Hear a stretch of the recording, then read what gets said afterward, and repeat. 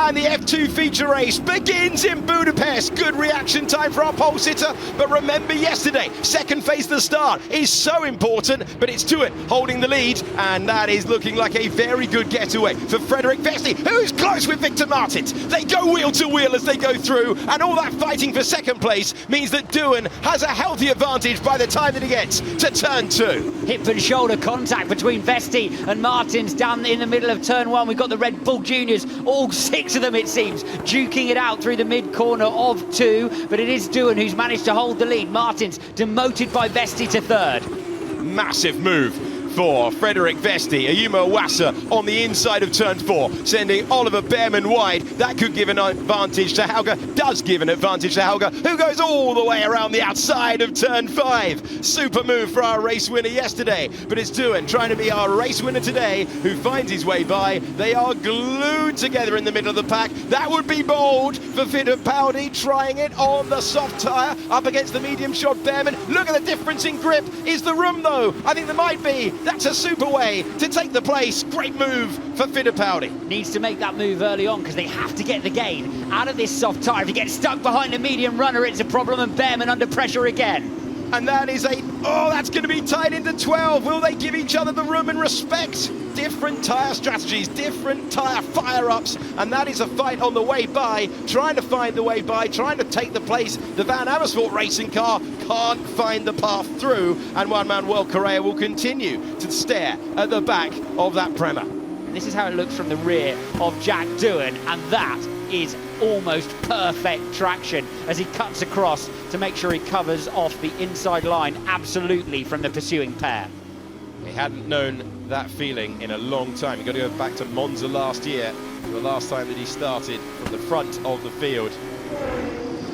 And this is now Oliver Bearman under pressure. Medium tyre for Bearman, soft tyre for Juan Manuel Correa, but not quite the move that he was looking for. He'll go again as we head down to turn 2. Nice placement from Bearman, puts the car in the middle of the road, makes Correa turn in tight. This is Maloney, who pitted earlier. Whoa, he's being sent to the grass. That was a squeeze and a half. Oh, that's reminiscent of what we saw between Ollie Rowland and Artem Markelov all these years ago. And all over the road, the grass being kicked onto the racetrack all over the place. Crawford maintaining the position. Maloney will be furious with that one. But here's that move between Maloney and Crawford, I think, a bit rough with the squeeze there. I won't be surprised if the stewards look at that at all. Maloney already had a little bit of overlap and then shows him the curve on the outside for good measure as well.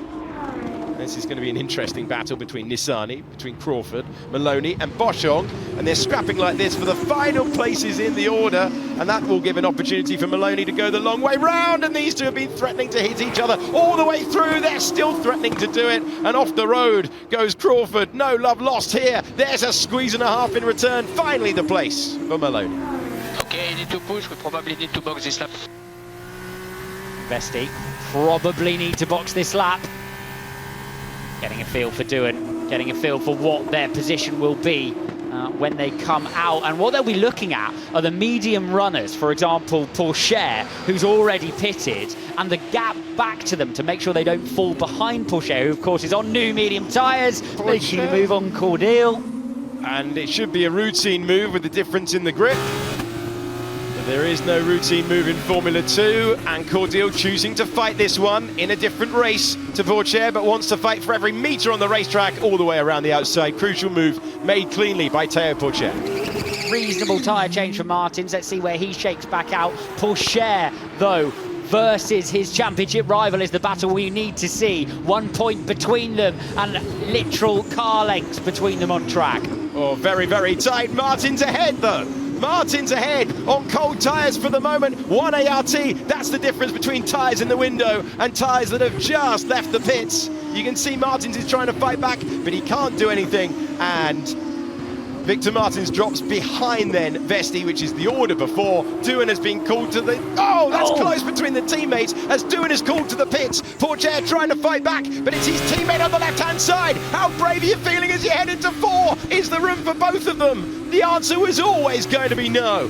And what will the discussions be in the ART truck? Because that moment, marbles all over the tyre for Porsche, is so important for the championship. What will the discussion be as Martins shows him the outside curb? He had no other choice. Hadjar's going to get the run. That's what happens if you get marbles all over your tyres. The grip absolutely disappears. And from staring at his rival for the championship, he goes behind his teammate, behind Hadjar, and now our race leader is into the pits as this race comes alive. Doohan chasing a first win in Formula 2 since Spa last year. This was the moment that sent him wide onto the marbles. He lost grip as he cleaned up the tyre, and not only did he not get past Martins, he dropped behind Hadjar as well. Martins just takes the apex, defends the position, keeps the line. The driver third in the point standings. No wonder his heart is beating.